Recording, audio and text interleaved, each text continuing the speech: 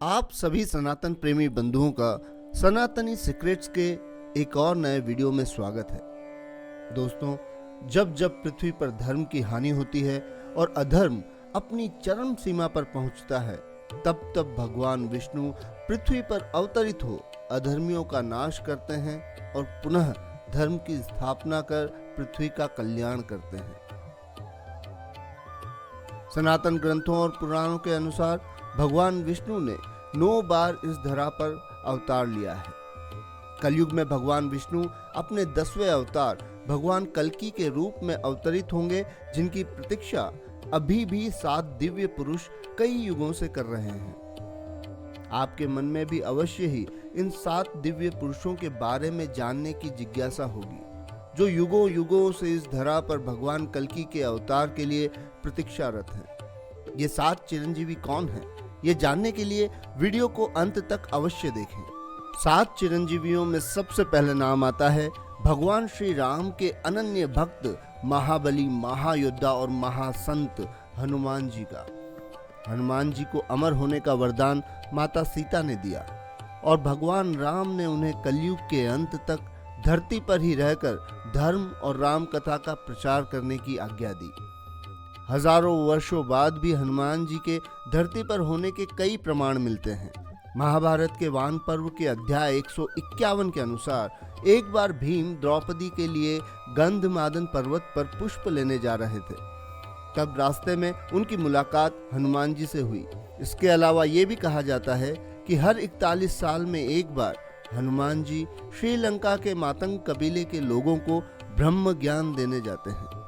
भगवान विष्णु के 6ठे अवतार महातपस्वी परम शक्तिशाली भगवान परशुराम भी अमर माने जाते हैं। धरती पर इनका प्रादुर्भाव सतयुग में ऋषि जामदग्नि और माता रेणुका के यहाँ वैशाख मास के शुक्ल पक्ष की तृतीया तिथि को हुआ था, जिसे अक्षय तृतीया भी कहा जाता है। भगवान शंकर की घोर तपस्या कर भगवान परशुराम ने उनसे फरसा प्राप्त किया था। चाहे त्रेता युग में रामायण हो या द्वापर युग में महाभारत, हर जगह ही भगवान परशुराम की उपस्थिति शास्त्रों में वर्णित है। पितामह भीष्म, कर्ण और गुरु द्रोणाचार्य के गुरु भगवान परशुराम ही माने जाते हैं और ऐसा भी माना जाता है कि कलयुग में भगवान विष्णु के 10वें अवतार भगवान कल्कि के गुरु भी भगवान परशुराम ही रहेंगे। महेंद्रगिरी पर्वत पर तपस्या में लीन होकर भगवान कल्कि के अवतार का इंतजार आज भी भगवान परशुराम कर रहे हैं।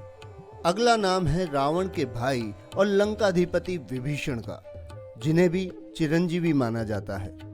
विभीषण भगवान राम के अनन्य भक्त थे। जब रावण ने माता सीता का हरण कर लिया था, तब विभीषण ने रावण को काफी समझाया था कि भगवान राम कोई आम मानव नहीं, अपितु भगवान हरि विष्णु के अवतार हैं और वो उनसे शत्रुता ना करे। पर रावण ने विभीषण की एक ना सुनी और उन्हें अपनी लंका से निकाल दिया, जिसके बाद विभीषण भगवान राम की सेवा में चले गए और अधर्म के खिलाफ धर्म युद्ध में भगवान राम का साथ अपने ही भाई के विरुद्ध दिया।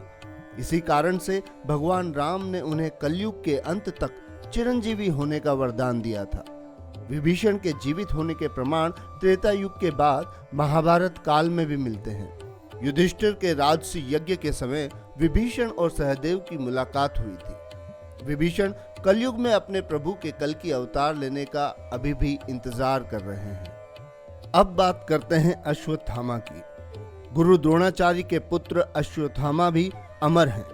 ये महाभारत का वो अमर पात्र है जिसे ना ही कोई युद्ध में मार पाया और ना ही युद्ध के बाद। अश्वत्थामा ने अपने पिता गुरु द्रोणाचार्य की मृत्यु का प्रतिशोध लेने के लिए पांडव समझकर पांडवों के 5 पुत्रों की हत्या कर दी थी और पांडवों के समूल वंश नाश के लिए अभिमन्यु की पत्नी उत्तरा की कोख पर ब्रह्मास्त्र का प्रहार कर पांडवों के पौत्र परीक्षित की हत्या करने का भी प्रयास किया था, जिससे अत्याधिक क्रोधित हो भगवान कृष्ण ने अश्वत्थामा की सर पर लगी मणि को निकाल उसे चीरकाल तक पृथ्वी पर भटकने का श्राप दिया था। कई मान्यताओं के अनुसार मध्य प्रदेश के बुरहानपुर किले, जिसे असीरगढ़ किले के नाम से भी जाना जाता है, के प्राचीन शिव मंदिर में रोज सुबह अश्वत्थामा भगवान शिव की पूजा करने आज भी आते हैं। अगला नाम है दैत्यराज बलि का। जिन्हें भगवान श्री हरि विष्णु के अनन्य भक्त प्रहलाद का वंशज माना जाता है। देवताओं पर चढ़ाई कर राजा बलि ने इंद्रलोक पर अपना अधिकार कर लिया था। राजा बलि के दान के चर्चे उस समय दूर दूर तक प्रचलित थे। उन्हें बड़ा दानवीर माना जाता था। पौराणिक कथाओं के अनुसार भगवान विष्णु ने राजा बलि के घमंड को तोड़ने के लिए ही वामन अवतार लिया था। एक बार भगवान श्री हरि विष्णु अपने वामन अवतार में राजा बलि के यहाँ यज्ञ में सम्मिलित हुए। उस समय सभी ब्राह्मण अपने लिए राजा बलि से कुछ न कुछ दान मांग रहे थे। अब बारी आई भगवान वामन की, तो उन्होंने केवल 3 पग भूमि राजा बलि से दान में मांगी, जो सुनकर सभी ब्राह्मण और राजा बलि हंस पड़े और उन्हें दान में कुछ और मांगने के लिए कहा। पर भगवान वामन केवल 3 पग भूमि ही दान में चाहते थे। राजा बलि ने उन्हें कहा कि जहां वो चाहे 3 पग भूमि ले सकते हैं। तब भगवान वामन ने अपने विराट स्वरूप को धारण कर एक पग में देवलोक और दूसरे पग में पृथ्वी और पाताल लोक को नाप लिया। अब बारी थी तीसरे पग की, तो भगवान वामन ने राजा बलि से कहा कि मैं मेरा तीसरा पग कहाँ रखूं राजन। तब राजा बलि ने अपना सर आगे कर कहा कि आप अपना तीसरा पग मेरे सर पे रख दीजिए। भगवान वामन ने अपना तीसरा पग राजा बलि के सर पर रख उन्हें पाताल लोक भेज दिया, जहां आज भी वे अपनी मुक्ति के लिए भगवान कल्कि के अवतार की प्रतीक्षा कर रहे हैं। अगला नाम है कृपाचार्य का।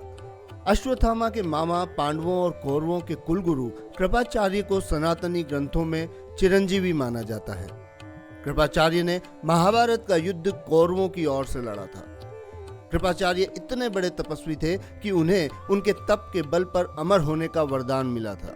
वहीं कुछ लोग ये भी मानते हैं कि उन्हें उनकी महाभारत युद्ध में निष्पक्षता के लिए चिरंजीवी होने का वरदान मिला। कलयुग में भगवान श्री हरि विष्णु के कल्कि अवतार की मदद कृपाचार्य अधर्म का अंत कर धर्म की स्थापना करने में करेंगे। इस क्रम में आखिरी नाम है महर्षि व्यास का। 4 वेद, 18 पुराण, महाभारत और श्रीमद् भगवद गीता लिखने के कारण इन्हें वेद व्यास भी कहा जाता है। महर्षि व्यास को शास्त्रों में बहुत बड़े तपस्वी के रूप में जाना जाता है।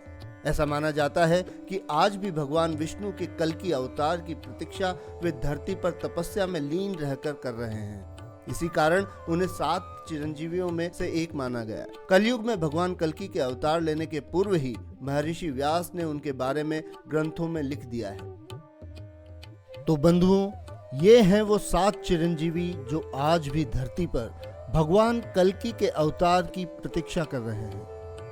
आप भी सनातनी होने पर गर्व महसूस करें और ऐसे ही सनातनी रहस्यों को जानने के लिए वीडियो को लाइक और चैनल को सब्सक्राइब करना ना भूलें। धन्यवाद। जय श्री राम।